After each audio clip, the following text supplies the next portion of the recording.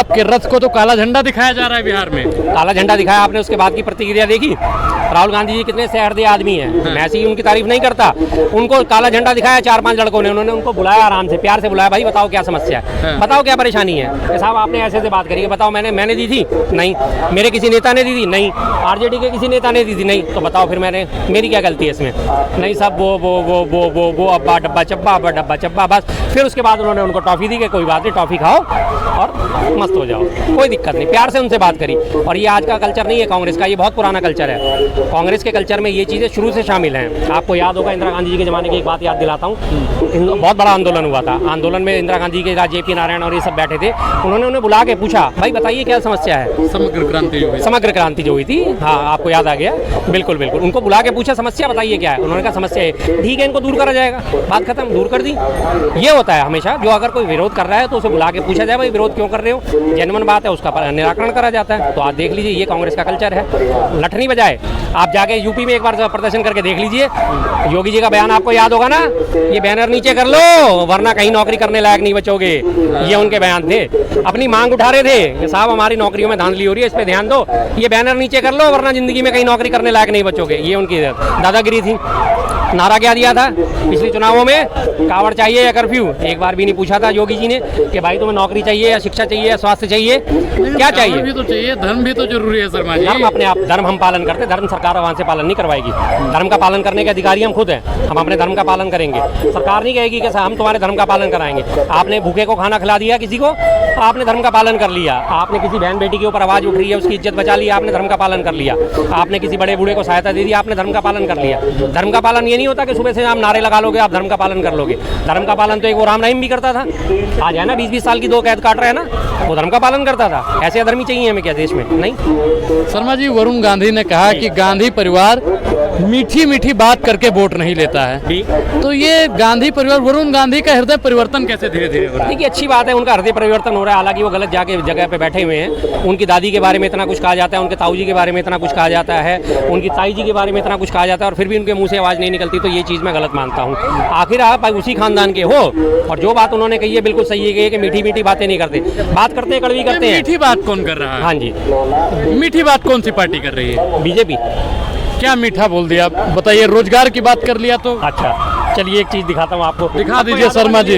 शर्मा जी के बारे में सबको याद होगा, चुनाव से पहले क्या गया था, दिल्ली में पानी नहीं रुकेगा, दिल्ली का हम कहीं भी पानी नहीं भरने देंगे। ये भी परसों की बारिश के हालात है, आपको दिखाता हूँ। शर्मा जी पूरा डाटा लेकर आते हैं। बिल्कुल सर, देखो लोगों पे जब बात हमने कहनी है, लोगों के बीच में खड़े होकर कहनी है, तो हमारे पास डाटा होना चाहिए। दिल्ली में अब कहीं भी पानी नहीं भरेगा, कहीं भी वाटर लॉगिंग की समस्या नहीं होगी। पूरा पेज पढ़ लीजिए, पूरा पेज पढ़ लीजिए। दिल्ली में परसों की बारिश के बाद का हाल बेहाल है। कैसे बकायदा बंदा जो है विनोद नगर में, ईस्ट विनोद नगर में तैर रहा है, तैराकी का मजे ले रहा है। और ये ईस्ट विनोद नगर कौन सा इलाका है? रविंदर सिंह नेगी का, जिसने कभी वहाँ बैठ के नाव चलाई थी जब आम आदमी पार्टी की सरकार हुआ करती थी। ये वहाँ का है जहाँ वो आज वो बंदा तैर रहा है, और वो कहता था मैं कहीं भी पानी नहीं भरने दूंगा। 1 मिनटो ब्रिज का पानी निकाल के पूरी दिल्ली का हाल देख लिया, पूरे पेज पे एक ही चीज भरी पड़ी है ना। तो ये होती है मीठी मीठी बातें। मीठी मीठी बात का दूसरा आपको उदाहरण देता हूँ। क्या बोला था? हर महिला को 2500 रुपए मिलेंगे, आने वाली 8 मार्च को प्रत्येक महिला के खाते में 2500 रुपए होंगे। हो गई मीठी बात, मिल गए 2500 रुपए। आने वाली हर होली दिवाली को सिलेंडर मुफ्त मिलेगा। होली बीत गई, दिवाली आने वाली है, कहीं भी दूर दूर तक सिलेंडर का नामो निशान है। महिलाएं तो खुश है ना भाजपा से? कहाँ खुश हैं? हर जगह देखिए विरोध प्रदर्शन हो रहे हैं, कौन खुश है?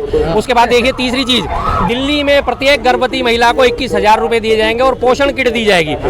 फरवरी में चुनाव हुए थे, 8 फरवरी को रिजल्ट आ गया था, 8 फरवरी से 8 अगस्त जा चुका है, 6 महीने से ऊपर बीत चुके। किसी भी एक गर्भवती महिला को बता दीजिए 21,000 रुपए दिए हो तो? किसी भी एक महिला को 21,000 रुपए दिए या पोषण किट दी हो, जिसमें उन्होंने कहा था कि पौष्टिक आहार दिया जाएगा, उसकी पूरी किट दी जाएगी। तो ये मीठी मीठी बातें तो हैं, और क्या है बताइए? ये मीठी मीठी बातें नहीं है। एनडीएमसी में 2000 से ऊपर कर्मचारी हैं जो मास्टर पे रोल पे हैं, टेम्परेरी मास्टर रोल पे हैं। मैं परसों कनॉट प्लेस गया था एक प्रोग्राम में, तो वहाँ पे वो सारे लोग अपना प्रदर्शन करने आए हुए थे। टेम्परेरी मास्टर रोल पे वो लोग हैं, और उन लोगों को प्रवेश वर्मा जो हमारे मंत्री हैं, इन्होंने वाल्मीकि मंदिर में जाके कसम खाई थी, मैं वाल्मीकि मंदिर में भगवान वाल्मीकि की कसम खाता हूँ, जैसे ही हम सत्ता में आएंगे सबसे पहले आप लोगों को पक्का करूंगा। आज 6 महीने को इस बात को, और प्रवेश वर्मा उन्हें मिलने का टाइम नहीं देते। थे। लेकिन बिहार में भी तो बड़ी बड़ी बात की जा रही है, बिहार में भी तो सरकार कह रही है कि इस बार और मौका हमको दीजिए एक बार। 17.5 साल से तुम हो और कितने मौके चाहिए भाई। सबसे मजे की बात तो देखिए हमारे अमित शाह जी करते हैं, जाके वहाँ क्या कहते हैं भाई इस बार हमारी सरकार बनवा दो, हम बंद पड़ी चीनी की मिलें खुलवा देंगे।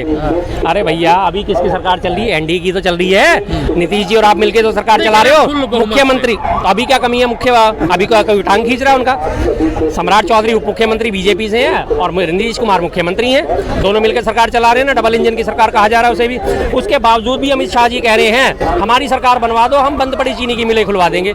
अभी किसकी सरकार है ये तो बता दो। अभी आम आदमी की है, टीएमसी की है, कांग्रेस की है, किसकी है? शर्मा जी लेकिन अमित शाह जी ने बिहार में भी तो कहा कि हम सीता जी का बड़ा मंदिर बनाएंगे। बस बस बस, इन लोगों के पास हर चीज से बचने का एक ही रास्ता है, रोजगार मांगो जय श्री राम, स्वास्थ्य चाहिए जय श्री राम, भाई पढ़ाई नहीं हो पा रही जय श्री राम, भुखमरी इंडेक्स में हम 111वें नंबर पे पहुंच गए बोलो जय श्री राम, बिजली नहीं आ रही जय श्री राम, पानी भर रहा है जय श्री राम। बस हर चीज पे पीछे छुपने का इन्होंने एक ही चीज ढूंढ रखी है, जय श्री राम जय श्री राम। कुछ भी करे जाओ, एक बड़ी पुरानी है ना, राम नाम जपना पराया माल अपना, और जिसे कहते हैं दूसरी बात के मुंह में राम बगल में छुरी। इन लोगों के मुंह में तो राम है लेकिन बगल में छुरी है, हर व्यक्ति के पीठ में छुरा घोपने को लोग तैयार बैठे रहते हैं। अखिलेश यादव ने कहा कि ट्रंप ने टैरिफ लगा दिया, 50% की टैरिफ, मुंह पे टेप लगा दिया। तो क्या मोदी जी की 56 इंच पर ट्रंप ने टेप लगाया है या फिर? बिल्कुल है, कहाँ है 56 इंच? मैंने आज तक कभी नहीं देखा। 56 इंच की बातें इतनी बड़ी बड़ी करी जा रही हैं। 56 इंची जो व्यक्ति होता है कम से कम मुंह तोड़ जवाब तो देता है, मुंह तोड़ जवाब तो देता है। 56 इंची तो मैं आज की डेट में मोदी जी से ज्यादा मैं लाल बहादुर शास्त्री जी को मानता हूँ। मोदी जी से काठी में कितने छोटे से थे, छोटे से कद के, छोटी सी छाती के, पतले दुबले से इंसान थे लाल बहादुर शास्त्री जी। वास्तविक 56 इंची वो थे, पाकिस्तान के सीने पे चढ़ के जो है उनका रोन दिया था पाकिस्तान को, लाहौर तक जाके तिरंगा फहरा दिया था, और वहाँ जो टैंक घुसा के उसके ऊपर खड़े होकर जब उन्होंने फोटो खिंचवाई थी। आज भी सारे भारतीयों का गर्व जो है सिर्फ गर्व से ऊंचा हो जाता है। ये होता है असली 56 इंची, ना इस तरह से धमकियों में आने वाले। लेकिन शर्मा जी अब विपक्ष जो भाजपा वाले लोग हैं वो कह रहे हैं कि उत्तर प्रदेश संभला नहीं और बिहार में चले गए रथ रोकने। उत्तर प्रदेश क्या नहीं संभाला उत्तर प्रदेश क्यों नहीं संभाला?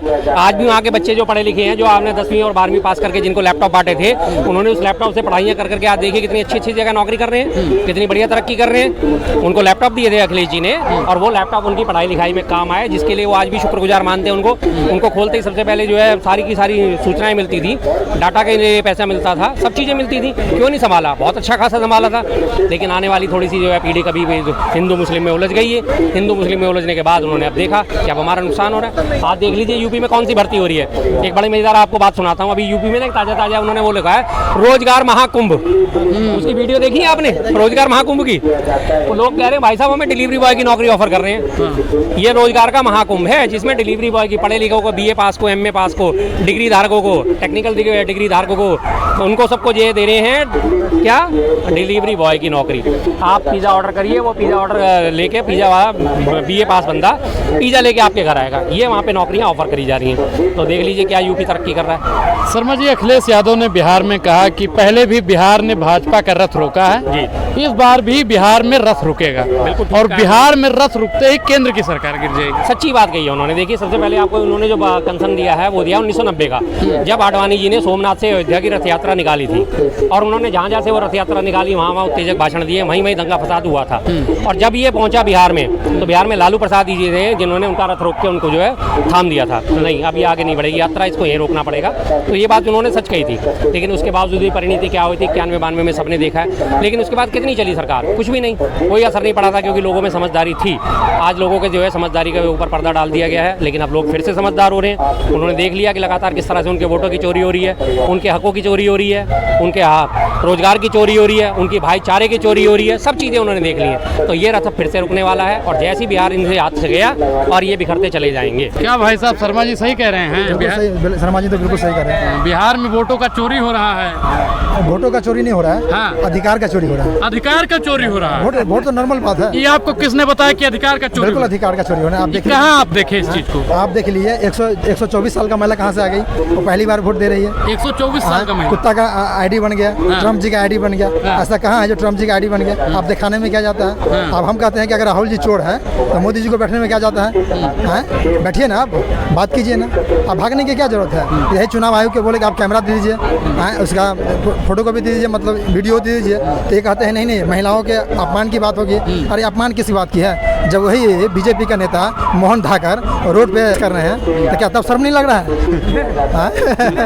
नहीं बीजेपी के नहीं, तो ज्ञानेश जी के शर्म नहीं लग रहा है, लेकिन यही वीडियो मांग रहे हैं। भाई बैंक में तो कर्मचारी जाते हैं, ग्राहक जाते हैं, इसमें किस बात की है? किसी को मत दीजिए, आप मेरा दे दीजिए।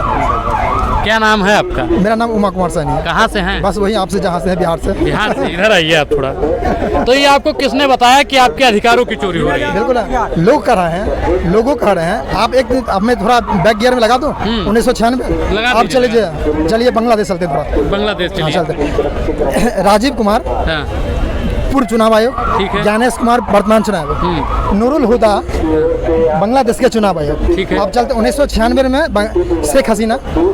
96 छोड़िए, 2025 की बात कीजिए पहले। ये वोटों की चोरी कर कौन रहा है अरे आखिर? भाई वोटों, वहाँ भी वोटों की चोरी। 18 लाख मत। बिहार की बात कीजिए महाराज। बिहार में वोट की चोरी कर कौन रहा है? बिहार में वोट चोरी नहीं, ये हक और अधिकार की चोरी हो रहा है, लोकतंत्र का चोरी हो रहा है, लोकतंत्र की हत्या हो रहा है। आप जनाब चोरी जो कर रहे हैं, कर कौन रहा है ये सब? कर बीजेपी जी।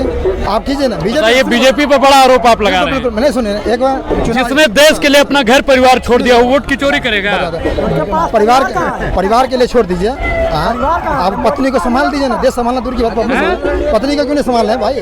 हाँ? आप दूसरे को गाली दे रहे हैं, यही कल की बात है। आप आ जाइए अशोक चौधरी। आइए बाबा, आइए। अशोक चौधरी जी बिहार में है, दरभंगा, कल परसों की बात है। अशोक चौधरी जी फंक्शन करने गए, एलजीपी से हैं, ये क्या ये रामविलास पासवान जी हाँ, लोजपा से हैं। उनकी बेटी का नाम है क्या? संभावी चौधरी, नई सांसद है। वो कार्यक्रम करने गए तो कुछ युवाओं का सवाल था कि सर आपने बहुत सारा वादा किए थे, वो नारा लगाने लगे, तो वो पिनाने लगे दम। तुम नारा लगाने वाले हो तो कौन है? तुम्हारा वोट नहीं चाहिए। अशोक चौधरी जी बात है, शिक्षा मंत्री, पूर्व शिक्षा मंत्री, तुम्हारा वोट नहीं चाहिए, हमारे पास बीजेपी का ईवीएम है। ईवीएम। अरे भाई ऐसा भाषा आप क्यों बोल रहे हो जनाब? आप सही बोलो ना। आप जनता पूछ रहे हैं, आप बात रखते हैं, आप पूछते हैं, बताते हैं, ऐसे कहते हैं वोट नहीं चाह रहे हैं। किस लिए नहीं वोट चाहिए? आप लोग तो नहीं हैं। जब यही जो कवि सम्मेलन में होता है तो बोलते हैं कि नहीं नहीं नहीं ईवीएम, किसी का भी वोट दे दो आप, किसी छाप जाएगा बीजेपी। मतलब आप मानते हैं कि वोटों की चोरी बीजेपी कर रही है? देखिए ये हक और अधिकार का चोरी होता है, लोकतंत्र का चोरी होता है, ऐसा नहीं होना चाहिए। आप कोई भी बोलो ना, आप जाने के मतलब लोग, ये ज्ञानेश जी है, उनको मुंह आवाज उठाते हैं। ये तो राजीव रंजन से भी खराब आदमी है। आप धमकी किस बात के लिए दे रहे हैं? आप वो तो मैं जो विपक्ष तो आवाज उठाएगा ना। विपक्ष क्या मांग रहे हैं कि आप दे दीजिए, निष्पक्ष से कराइए, तो नहीं वो ज्ञानेश जी कह रहे हैं, ज्ञानेश कुमार जी कह रहे हैं, माननीय चुनाव आयोग भी है कि नहीं नहीं आप जनता से माफी